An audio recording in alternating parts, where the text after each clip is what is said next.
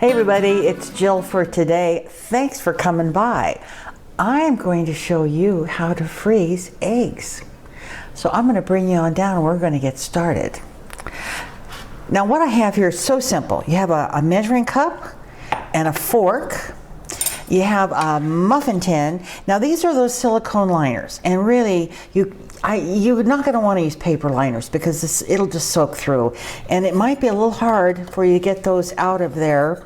So I really highly recommend the silicone liners. So, and then of course the star of the show is the eggs. So it's so simple. It's so simple. Now, I did do a chat with the USDA. This is an approved way of freezing eggs, and I'll tell you, you will never be able to tell the difference that these have been frozen. Now, of course, you're not going to have a fried egg, you know, but what you're going to do here is you're going to scramble it. And that's the other thing they said, you don't want to like just drop the egg out of the shell into a container and freeze it. It has to be broken up a little bit because the yolk, if it's left whole, gets kind of, I don't know what, it gelled or something. Anyway, that is it. I'm going to do one more for you. Anyway, what you do is you just go through your eggs. These are jumbos. These are very large eggs. We bought these out at a dairy farm. They sell eggs and milk. And there's the other one. So that's how easy it is. I'm going to finish doing these, and I'll bring you back and show you what I will be doing next. And I'm on the last one. All right. Now really, this took me 5 minutes, maybe. Okay. So there you have a dozen eggs. And if you find that you have some extra eggs, but you're not going to be able to use them right off, this is a great way to preserve them. Okay, so I'm going to just put a nice layer of plastic wrap over this to protect it. And I'm going to put it in the freezer. And then it's going to probably take 2 or 3 hours, maybe a little more, but you want them good, good and frozen.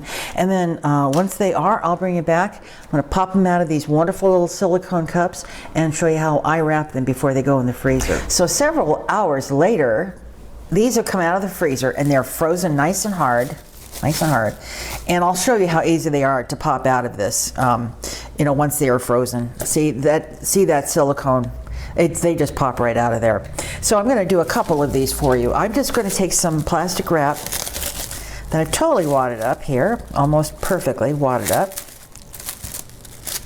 All right, and I'm just going to take it and I'm just going to give it a nice little wrap in some plastic. So it's just nicely sealed. And I'll do one more. Let's see how nice that comes out. And then here's another piece of plastic wrap. And I'm going to just wrap it. Then I'm going to show you the container that I'm storing these in, so I will be right back. So here's this nice container. This is one of these types of containers that, they flip up, and it really gives it a good seal.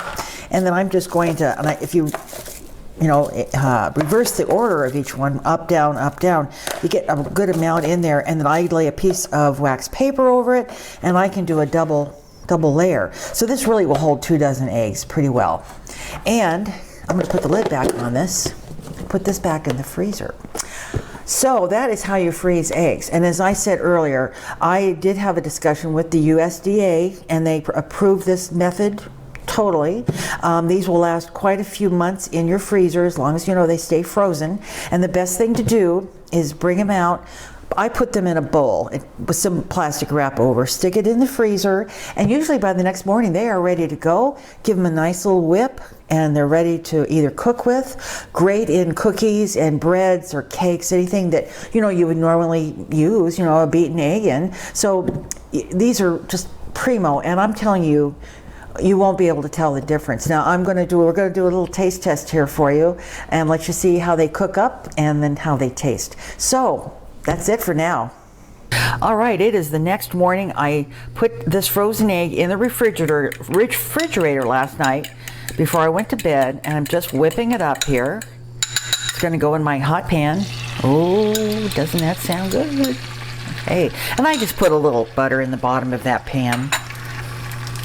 Now you just watch this. You're going to see a beautiful scrambled egg. And see, you could make an omelet with this.